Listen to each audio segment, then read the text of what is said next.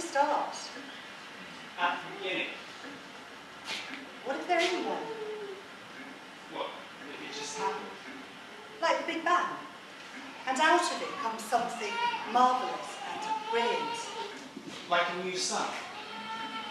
As there's no real beginning, and every day is the end, we ought to start at the end.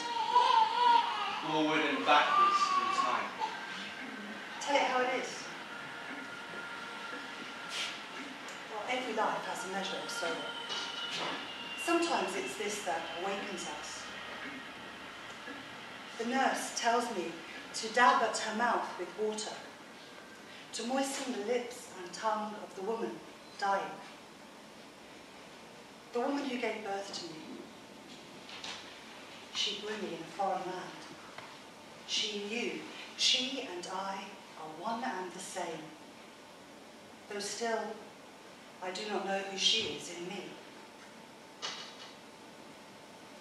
My dark skin and hair, eyes, nose give me away.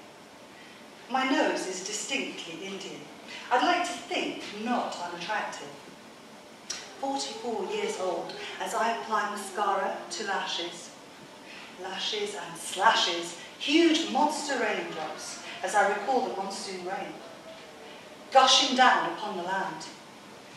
Land of ripe mangoes and unripened dreams, of monkey gods and miracle believers, not to forget the white British deceivers. Land of rajas and ragas and Bollywood sagas and bindis and mendi and nose studs. Yesterday I wore a diamond nose stud. It was a stick-on one. Well, as we drove off in the car with the heating turned up, it fell off. It's a sign from God, he says. Actually, my nose had looked bigger with it on. Deep down, I believe I should wear a nose stud with pride, being Indian, even if it does look better on a Western beauty. Life passes on, and on this spiral man continues to expand and contract, signified like marks on a page, events on stage, weaving lives in and out of histories. White lights above her head flicker above as she lies on the bed, screaming, "Somebody help me," over and over again. I will not be born. I'm taking my time to exist. Nanima is with us. All this pain for one moment's bliss, was it worth it? For all this? Was it worth it? Kissing the tips of his fingers with her lips. Hands, fingers, rings, toes, veins, nails, dead skin and dry skin, Nivea, Nirvana. Hands that hold, scold, caress, press, speak, smack, break the back. Hands blow, passing a kiss in his direction. My mother calls out his name in vain. I am the cause, and I bring no joy for the terrible misfortune that I am not boy. Though softly beating, my quick heart, steady and slick, as I am ready to enter the vacuum of this other realm. I will be grounded in air, fire, water, earth, birth, clay doll, burnt golden in the sun, beam of golden sun, that is me. I, she, daughter, sister, writer, other, lover, goddess, mistress, Lady Godiva, domestic abuse survivor, crazy fast car driver. All my futures rolled into one on this 9th day of June, 68.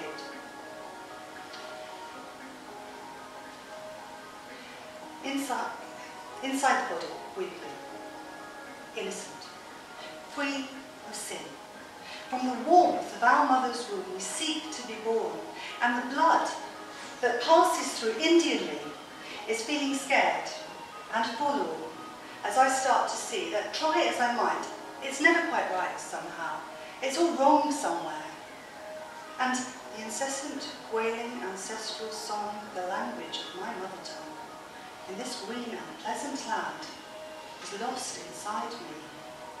Humanity divided by colour, creed, race and tongue, a multicoloured Babylon.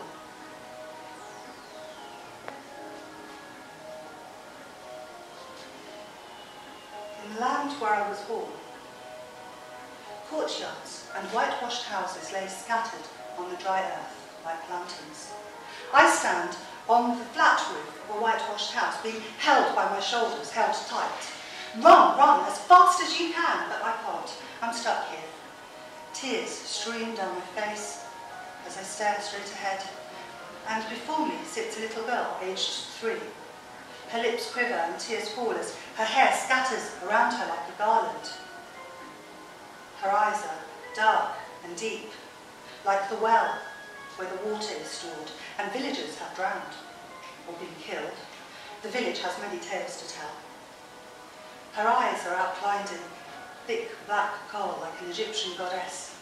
Shivering heat melts the reddish mark that sits on the centre of her forehead in peace, like a sacred god. The barber who stands behind is bending this way, then that, as he shaves my sister's head. It'll be my turn next.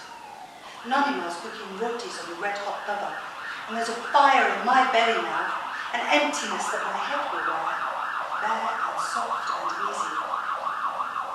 I see a lifetime's karma scattered around my feet in crazy locks of hair, and I am an egghead now, an egg that cannot be eaten. And when it is done, it is done. Ma looks pleased. She's really pleased. Next week, we will be in England, meeting Papa. 2 baldy girls and a small Indian woman are going to England for the first time. Spiralling forever from birth to death to rebirth. It's not death that scares me. It's the idea of eternity. When I was a small child, I lived in fear of my mother's death. Now the fear is in knowing that it's an eternity. There's no going back to what once was. I can never be small again. I can never be in that space again, when in all this madness I still believed. The fear is there's nothing to hold on to. And so the tears slip sliding away as I watch the moments of her last breath rise and fall. For we are together now, in this moment, in this space we cohabit, crossing over into the great beyond, and you may not see me, for my face hides in the shadows of past imaginaries.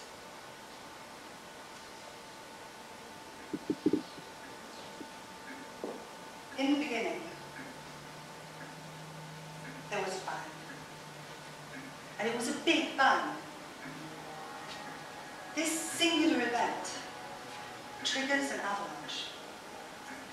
Tumbling down a hidden mountain, hidden beyond the dimensions of time and space. And being part and parcel of tumbling snow, man does not know from whence he came or where he will go. And so he keeps on falling and cascading out of the darkness like a galaxy of stars, the arrow of time forever forward. Like a marching army in Dr. Martens, crunching through icy Siberia, across a land under many divisions of land, in search of truth.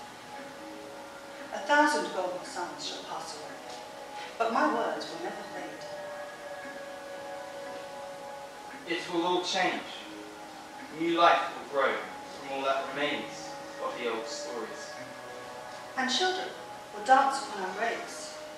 In the blink of an eye, we become one with history.